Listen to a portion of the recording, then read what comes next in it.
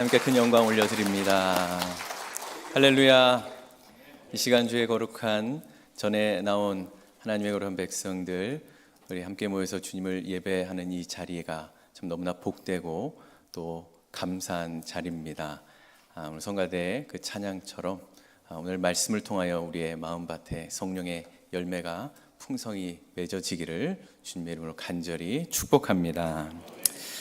우리가 살고 있는 이 세상은 예상치 못한 그 재난과 위기가 끊임없이 찾아옵니다.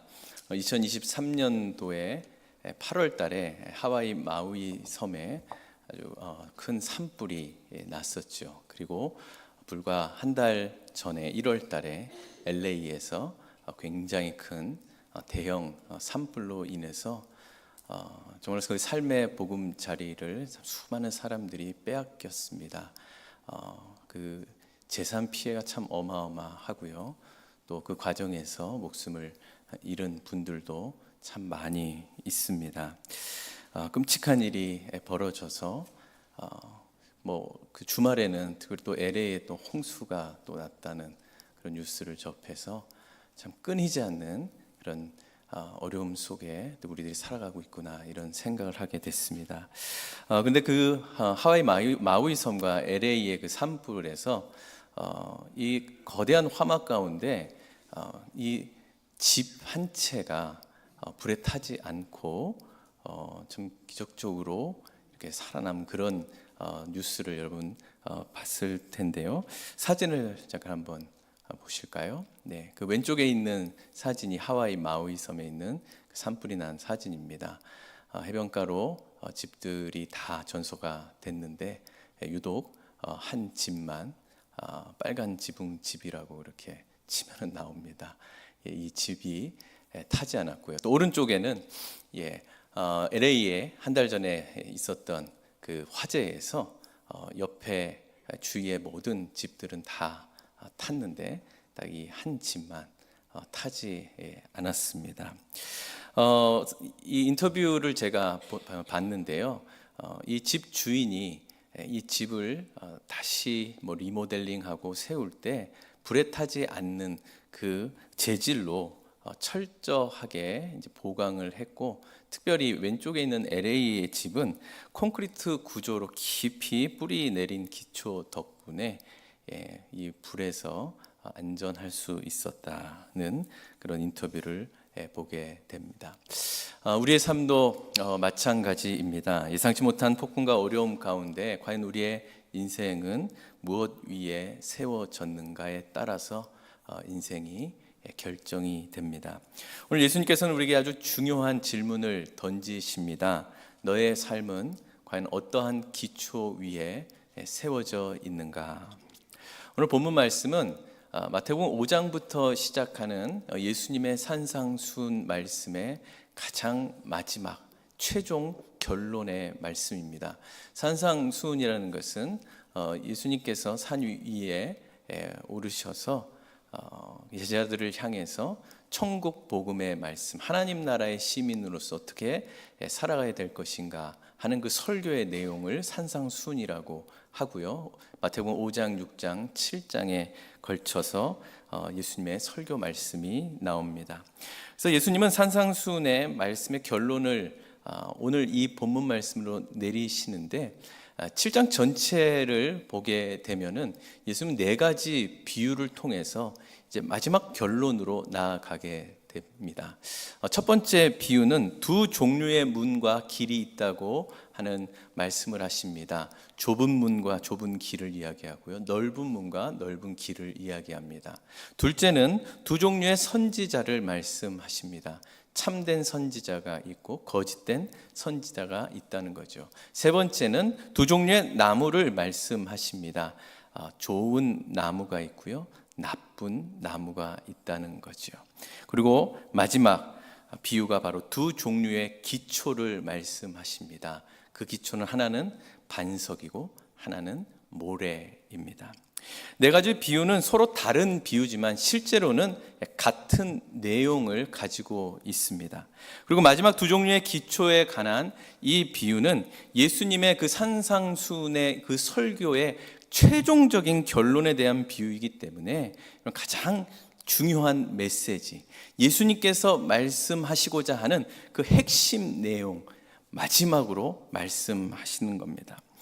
오늘 본문 앞구절인 7장 21절 23절 말씀을 보시면요, 외적으로는 별로 문제가 없어 보이는 그런 신앙인데, 그런 신앙을 가졌다고 하는 사람들이 결국에는 천국에 들어가지 못하는 거짓 신자로서 판가름을 나는 그런 내용을 예수님이 경고로 말씀하십니다. 여러분, 성경 7장 21절 23절 말씀을 보시면요, 나더러 주여 주여 하는 자마다 다 천국에 들어갈 것이 아니요 다만 하늘에 계신 내 아버지의 뜻대로 행하는 자라 들어가리라. 그날에 많은 사람이 나더러 이르되 주여 주여 우리가 주의 이름으로 선지자 노릇하며 주의 이름으로 귀신을 쫓아내며 주의 이름으로 많은 권능을 행하지 아니하였나이까 하리니, 그때에 내가 그들에게 밝히 말하되 내가 너희를 도무지 알지 못하니 불법을 행하는 자들아 내게서 떠나가라 하니라. 예수님이 말씀을 하신 뒤에 곧바로 이어서 말씀하시는 내용이 오늘 본문 24절입니다. 그러므로 누구든지 나의 이 말을 듣고 행하는 자는 그 집을 반석 위에 지은 지혜로운 사람 같도다. 21절에서 23절까지 예수님께서는 천국에 들어가는 자, 최후의 심판 때에 누가 천국에 들어갈 것인지, 누가 지옥에 들어갈 것인지를 분명하게 말씀해 주십니다.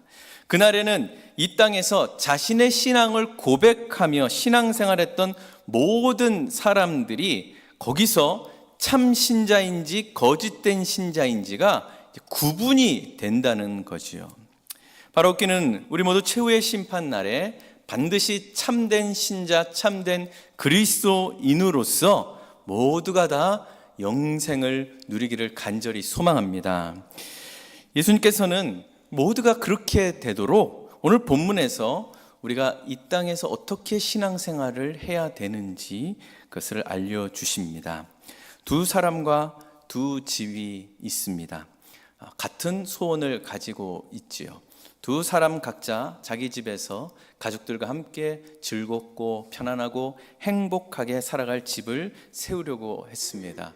같은 것을 생각하고 같은 소원을 가지고 있으며 같은 것에 관심을 가집니다. 또 같은 장소에 자신들의 집을 지었습니다. 외면적으로, 표면적으로 볼 때는 두 집이 그렇게 차이가 보이질 않습니다. 또 하나 같은 점은 두 집이 또 같은 어려움을 겪게 된다는 거지요. 오늘 본문 말씀에 보면 어떤 어려움이 그들에게 닥칩니까? 비가 내리고 창수가 나고 바람이 불어 그 집에 부딪힙니다. 똑같은 집에 똑같은 시련이 찾아왔습니다. 그런데 결과는 하늘과 땅 차이였습니다. 예수님은 제자들에게 이 말씀을 결론적으로 말씀하시면서 집을 어떻게 지었는지 그 집에 대한 그 초점으로 말씀하신 것이 아니라 그 집을 어디 위에 지었는지를 말씀하시죠. 누구는 열심히 성실히 능력 있게 기술 좋게 해서 아주 튼튼하고 높은 집을 지었고, 어떤 사람은 뭐 능력도 별로 기술도 없고 그리고 또 게으르고 해서 겨우겨우 1층짜리 집을 지었다는 그런 어떤 열심, 또 성실함, 또 기술, 능력, 이런 유무를 가지고 따지는 것이 아니라 기초를 지금 예수님은 묻고 계십니다. 반석이라는 기초를 가지고 그 위에 집을 지은 사람을 지혜롭다라고 이야기하시고, 반대로 모래 위에 집을 지은 사람을 어리석다라고 말씀하십니다. 성실하냐 게으르냐로 비교하는 것이 아닙니다. 두 사람 다 열심히 집을 지었는데 어디 기초 위에 열심을 냈느냐에 따라서 그들의 운명이 갈리는 이야기를 하고 있습니다.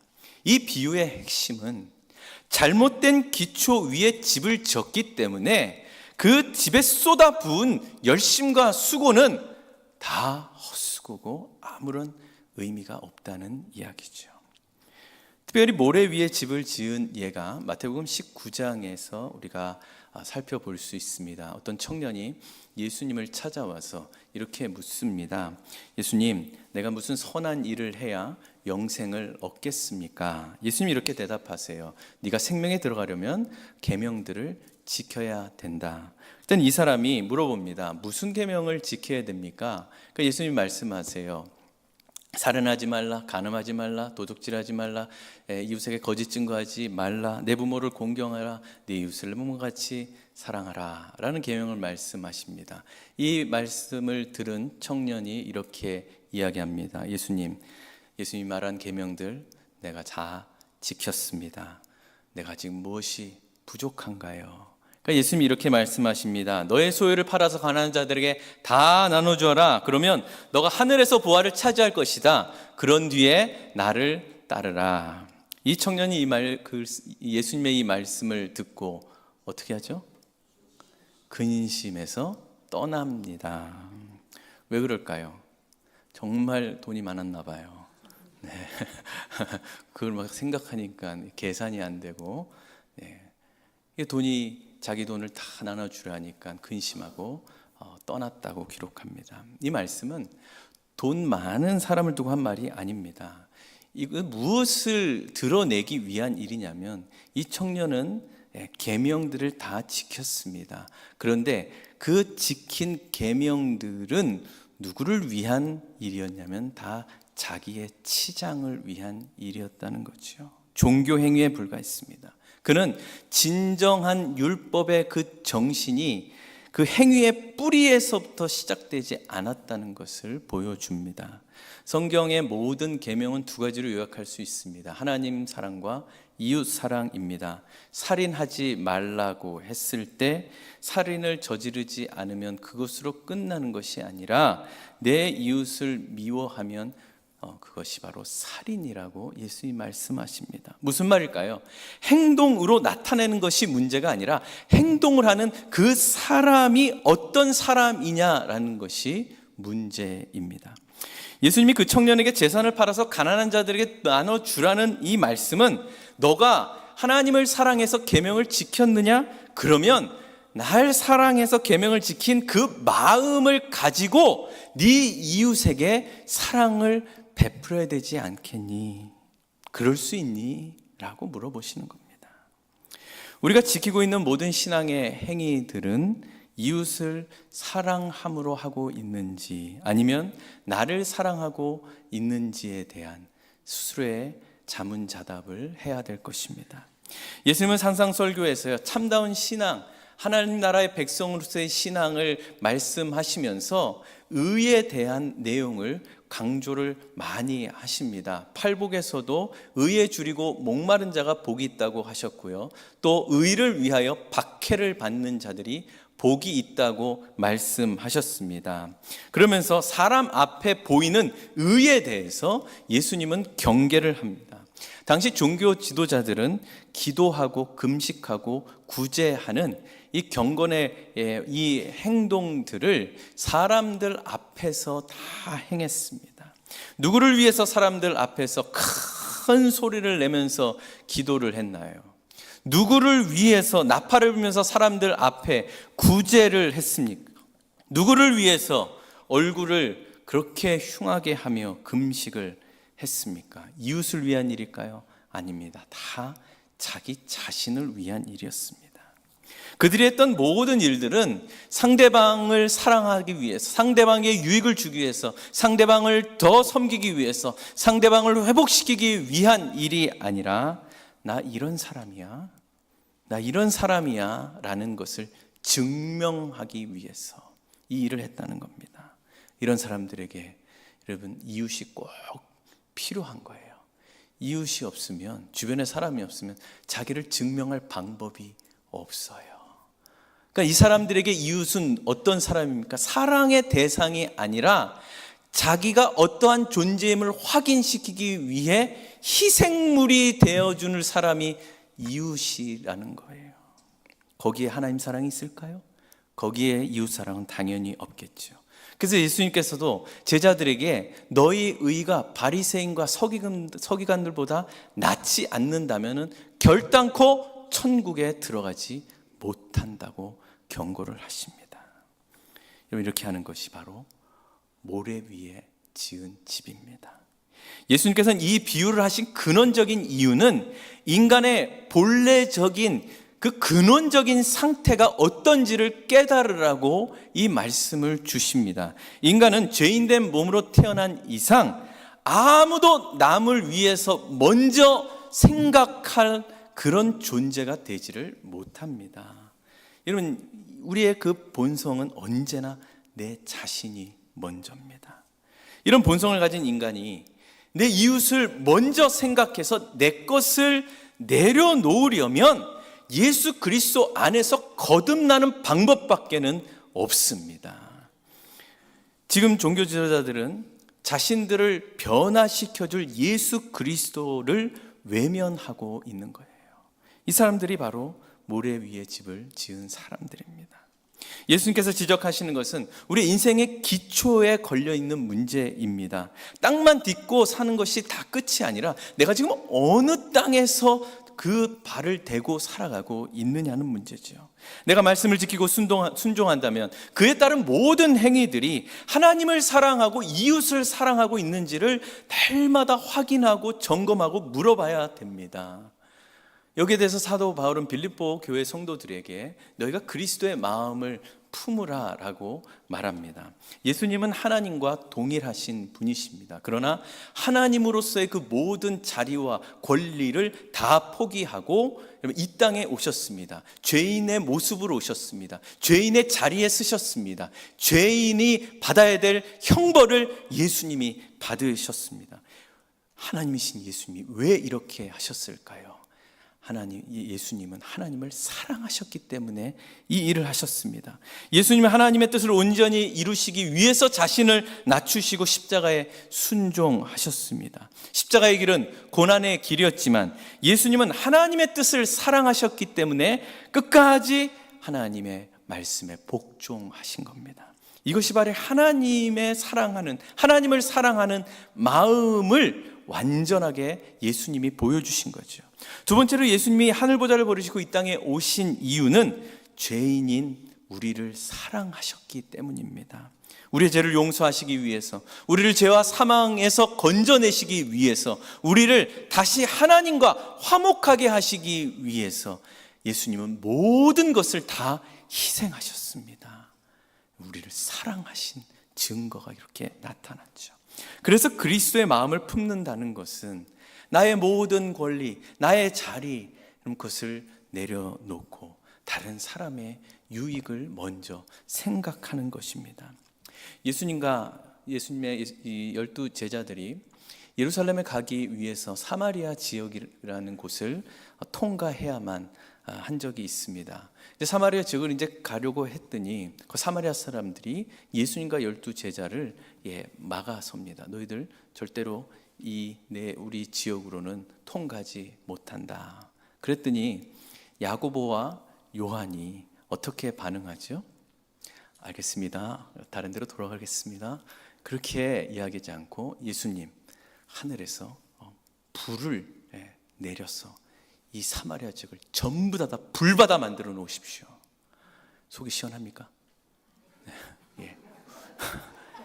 예수님과 우리를 반대해 그럼 하나님의 심판을 받아 마땅한 존재라고 생각해서 하늘에서 불을 내려서 다 쓸어버리라고 그렇게 예수님께 말합니다.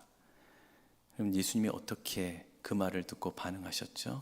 야, 진짜 너 내 제자 맞다. 뭐 그렇게 하셨나요? 아니죠. 질책하셨습니다. 그리고 예수님을 막은 사마리아 사람에게는 예수님이 아무런 정죄를 하지 않으십니다. 야고보와 요한은 자신들이 예수님과 함께 있기 때문에 자기들도 큰 권위를 가졌다고 생각을 합니다. 그래서 예수님을 거부한 사람들은 하나님의 심판을 무조건 받아야 된다고 자기 스스로 판단하게 된 거죠. 그러나 예수님은 그렇게 생각하지 않으셨죠. 왜 야고보와 요한이 예수님의 질책을 받습니까? 그리스도의 마음을 품지 않아서입니다. 나중에 시간이 흐릅니다. 야고보와 요한은 예수님의 십자가와 부활을 경험하게 됩니다. 그러면서 완전히 다른 사람으로 변해요. 사도행전 12장에 보면은 야고보는 헤롯 왕에게 죽임을 당합니다. 여러분, 그렇게 자기를 거부했다고 불을 내려서 심판하기 원했던 야고보가 이제는 자신을 희생해서 복음을 전하는 자로 바뀌었습니다. 여러분, 요한은 어떻습니까? 요한 사도의 그 닉네임이 뭐죠? 사랑의 사도입니다. 야고보와 요한을요, 이 십자가 예수님 지시기 전에 이 두 사람을 어떻게 소개를 하냐면 우레의 아들이라고 합니다. 그러니까 아버지 성격이 보통이 아닌 거죠. 그 불 같은 성격을 그대로 받았나 봅니다. 그러니까 불만 얘기해요. 불로 다 쓸어버립시오. 그런데 요한이 제대로 사랑의 불을 맞았습니다. 요한복음과 요한 서신을 보면은 하나님은 사랑이시니라. 사랑의 사도로 변하게 됩니다. 이 두 사람의 변화는 무엇 때문입니까? 그리스도의 마음을 품고 이웃을 바라봤기 때문입니다. 이것이 바로 반석입니다. 제자들은 예수님이 로마 제국에 잡히기 전에는요, 예수님을 배반하고 떠난다면 내가 진짜 내 손에 장을 짓습니다 라고 그렇게 떠벌렸던 이 12 제자가 예수님이 로마 제국에 잡히자마자 정말 개눈 감추듯이 다 사라져버리게 됩니다. 예수님을 따라다니면서 경험했던 그 수많은 기적들과 이적, 그 표적을 눈으로 직접 경험했습니다. 그들은 하늘의 권세를 받아서 귀신을 쫓아내고 선지자로서의 그 사명까지 그들은 감당했습니다. 그렇게 예수님을 따라다니면서 자신들은 아주 튼튼하고 멋지고 화려한 집을 짓고 있구나라고 생각했던 것 같습니다. 그런데 핍박과 저주와 죽음의 십자가가 그 집에 부딪히자마자 그들이 세웠던 집이 한순간에 사라져 버리죠. 예수님을 그렇게 따라다녔지만 그들이 서 있던 곳은 모래였다는 거죠. 제자들이 언제 그 기초가 바뀌죠? 예수님의 부활을 경험한 뒤에 예수님의 말씀을 깨닫게 되고요. 또 예수님께서 성령이 오실 때까지 예루살렘에 머물면서 그 오심을 기도하며 기다리라 라고 그 말씀에 순종할 때 그들의 마음에 진정한 반석이 세워지게 됩니다. 이런 반석은 우리가 듣고 행하는 하나님 말씀입니다. 하나님 말씀은 어떤 거센 폭풍이 몰아쳐도 떠받치는 기초가 되고 우리의 유일한 피난처가 됩니다. 우리는 살면서 한시라도 말씀을 저버려서는 안 됩니다. 말씀이 우리의 삶과 관계가 없었던 적은 한 번도 없습니다. 말씀은 태초에도 있었고 이 말씀은 영원토록 변하지 않습니다. 없어지지 않습니다. 무슨 뜻일까요? 언제나 말씀은 그 자리에 있습니다. 말씀은 우리를 절대로 저버리지 않습니다. 말씀은 죽음의 권세에 사로잡힌 자들에게 생명을 줍니다. 말씀은 절망에 빠진 자들에게 위로와 소망을 줍니다.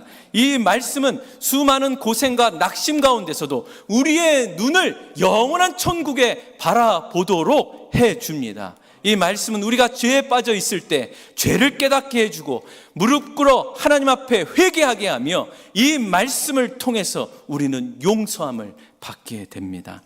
알 수도 없고 이유도 모르는 그런 어려움 속에 우리가 빠져 있을 때 이 말씀은 하나님의 뜻은 내 생각과 다르다는 것을 알게 해줘서 하나님의 말씀을 통하여서 다시 일어날 수 있는 힘이 우리에게 주어지는 것이죠.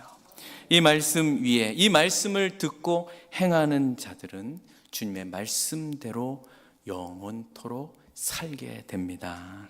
왜냐하면 말씀을 주신 분이자 말씀 자체이신 예수님 편에 서 있기 때문입니다. 여러분, 그냥 말씀이 아닙니다. 우리가 행하는 우리의 삶 속에서 진지하게 때로는 치열하게 순종하는 그 말씀만 폭풍을 이기는 기초가 됩니다.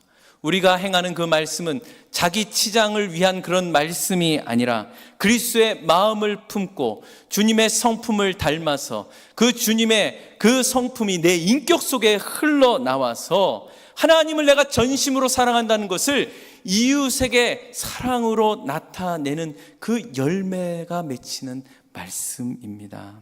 이 땅에 너무나 많은 사람들이 모래 위에 집을 짓고 있습니다. 모래 위에 서 있는지도 모른 채 집에만 모든 관심을 쏟고 있습니다. 우리는 예수 그리스도를 믿는 자들로서 우리는 기초, 반석만 우리는 붙들고 있는데 우리 주변에 있는 모든 사람들이 너는 집을 가꿔야지 보이지도 않는 것에 왜 목매어 사냐고 자꾸 곱지 않는 시선을 보냅니다. 비교해 보니까 내 집은 볼품도 없고 초라해 보이기도 하고 번쩍번쩍 의리의리 화려화려 막 그렇게 눈에 보이는데 내 집은 그렇게 보이지 않아서 내가 진짜 반석 위에 집을 짓고 있는지 아니면 이게 모래 위에 짓고 있는 것인지 의심이 들 때도 있습니다. 정말 내가 믿고 있는 것이 진실인데 그 예수를 보여주고 싶은데 보여줄 수도 없고 그 예수의 인생을 걸고 있으니 참 무모하게 사는 것이 아닌가라는 생각도 듭니다. 이런 걸 두고 바울이 이렇게 고린도 교회 성도들에게 말합니다. 우리는 십자가에 못 박힌 그리스도를 전하니 유대인들에게는 거리끼는 것이요 이방인들에게는 미련한 것이다. 말씀이신 예수 그리스도를 믿고 사는 우리들 세상에서는 거치는 돌이랍니다. 그리고 또 뭐라 그래요? 참 멍청하다. 왜 그렇게 사냐라고 본다고 합니다. 근데 누가 진짜 어리석은 자일까요? 바울은 그 다음 이렇게 말합니다. 하나님께서 세상에 미루는 것들을 택하사 지혜 있는 자들을 부끄럽게 하려 하시고 세상에 약한 것들을 택하사 강한 것들을 부끄럽게 하려 하신다. 말씀 위에 서는 자가 진정으로 지혜롭고 강한 자입니다. 왜 그럴까요? 강하고 위대하신 하나님이 우리를 붙들고 계시기 때문입니다. 이 진리를 믿고 과감히 말씀 위에 매일매일 그리스도와 함께 사는 자들이 이 세상에 가장 지혜로운 자임을 믿습니다. 인생을 살다 보면 시련의 폭우가 쏟아집니다. 고난의 물살이 우리를 덮칩니다. 환난과 핍박에 돌풍이 휘돌아칠 때도 있습니다. 혹시 여러분 그러한 시간들을 보내고 계신 성도님들 계신지 모르겠습니다.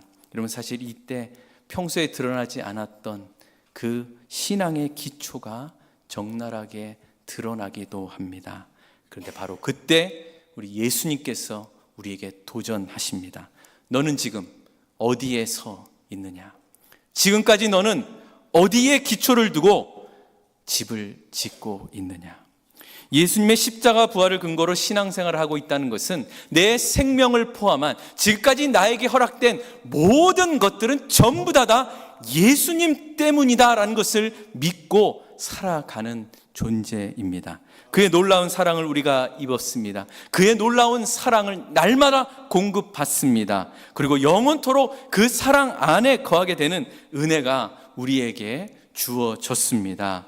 우리에게 허락된 예수님을 통한 하나님의 은혜와 그 사랑은요, 이 세상이 절대로 이길 수도 없고 넘볼 수도 없고 승리할 수도 없는 그 죽음도 뛰어넘는 것이기 때문에 그 은혜가 우리 인생의 깊은 뿌리에 박혀 있다면 그 어떠한 폭풍에도 우리는 견고하게 서 나갈 수 있습니다. 물론 두려움을 느낄 수는 있지요. 물론 그 거센 파도에 우리가 넘어질 수 있습니다. 그러나 모래 위에 넘어지는 것하고 반석 위에 넘어지는 것하고는 너무나 다릅니다. 여러분, 하나님의 사랑에서 끊을 수 없는 이 세상의 어떤 것으로도 예수 그리스도의 사랑에서 끊을 것이 없다는 그 넘치는 확신으로 어떠한 폭풍 속에서도 주님이 나를 붙든다는 믿음을 가지고 나아가십시오. 예수님이 말씀하신 반석 위에 그럼 우리는 집을 짓게 될 것입니다. 사랑하는 성도 여러분, 오늘 말씀을 통하여서 여러분들 각자마다 여러분 다시 한번 결단하십시오. 영원히 변치 않은 하나님 말씀 붙들고 영원히 변치 않는 그 말씀에 순종하며 살겠습니다. 그럴 때 어떠한 폭풍 속에서도 무너지지 않는 그런 반석 위에 세워진 집으로서 여러분 그 집에 맺는 아름다운 그런 열매들을 풍성히 우리가 먹으며 살아가게 될 때 이 땅에서도 하나님 나라를 경험하며 살아가게 될 줄 믿습니다. 주님 말씀에 굳게 서서 믿음의 삶을 살아가는 주의 건속들 되기를 주님의 이름으로 축복합니다. 이제 우리 하나님의 은혜 이 찬양할 때 우리가 말씀 위에 굳게 서 나갈 수 있었던 것은 하나님의 은혜만이 가능합니다. 여러분 은혜 안에 다시 한번 나아가십시오. 그러면 주님께서 여러분들을 굳건히 붙들어 주실 줄 믿습니다. 나를 지으시니 하나님, 나를 부르시니 하나님, 함께 찬양합니다. 나를 지으신 이가 하나님, 나를 부르신 이가 하나님, 나를 보내신 이도 하나님, 나의 나 된 것은 다 하나님 은혜라. 나의 달려갈 길, 나의 달려갈 길 다가도록, 나의 마지막 후 다하도록, 나로 그 십자가 품게 하시니, 나의 나 된 것은 다 하나님 은혜라. 한량없는 은혜, 한량없는 은혜, 갚을 길 없는 은혜, 내 삶을 애워싸는 하나님의 은혜. 나 주저함 없이 그 땅을 밟음도 나를 붙드시는 하나님의 은혜, 하나님의 은혜. 우리 다시 한번, 나를 지으시니 하나님, 나를 지으신 이가 나를 어디로 부르셨습니까? 나를 부르신 이가, 부르신 이가 하나님, 나를 보내시니, 나를 보내시니도 하나님, 나의 나 된 것은 다 하나님 은혜라. 나의 달려갈 길, 나의 달려갈 길 다가도록, 나의 마지막 후 다하도록, 나로 그 십자가 품게 하시니, 나의 나 된 것은 다 하나님 은혜라. 한량없는 은혜, 한량없는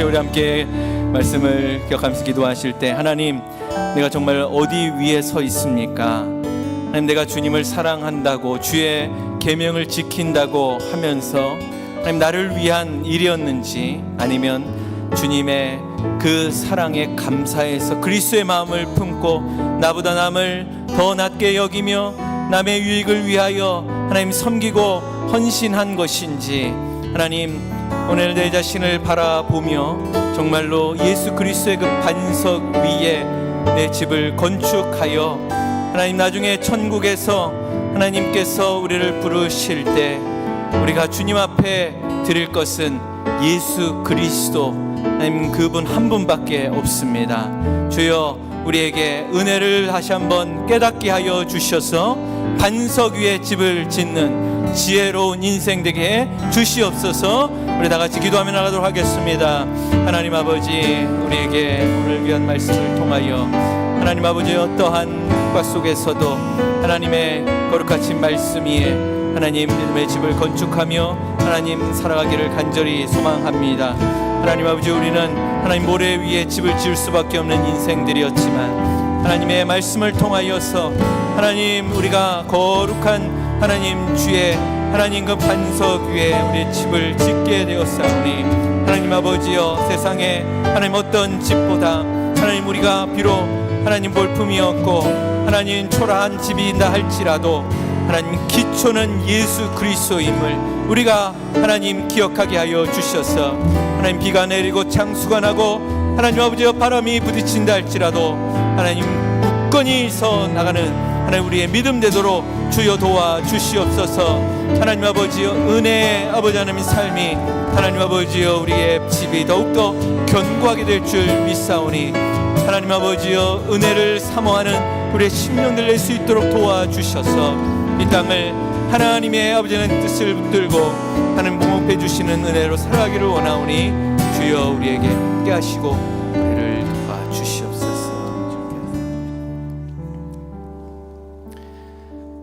모래 위에 집을 짓고 살아갈 수밖에 없는 인생인데 우리를 불쌍히 여겨 주셔서 모퉁이돌 되시는 우리 예수 그리스도의 반석 위에 우리를 서게 하시니 감사합니다. 하나님, 그 위에 집을 짓는 모든 자들 하나님이 지혜롭다 여기시며 그 예수의 반석 위에 살아가는 모습이 비록 세상 사람들에게는 거치는 것이 되고 어리석다는 평가를 받은다 할지라도 나중 최후 심판 날에는 우리만 구원을 얻게 된다는 말씀을 주여 경고로 받고 또한 위로로 받습니다. 아버지 하나님, 우리 교회, 우리 모든 권속들이 모래 위에 집을 짓지 않게 하시고 반석 위에 든든히 서 나가게 하여 주셔서 하나님, 이 땅에 얼마나 많은 풍파가 우리에게 불어옵니까? 때로는 견딜 수 없는 일들도 우리에게 벌어지지만 주여 우리를 붙들고 계시오니 그 주님 바라보며 믿음으로 살아가게 하여 주시옵소서. 이 모든 말씀 예수님의 이름으로 기도드리옵나이다. 아멘. 다 일어나셔서 주님 앞에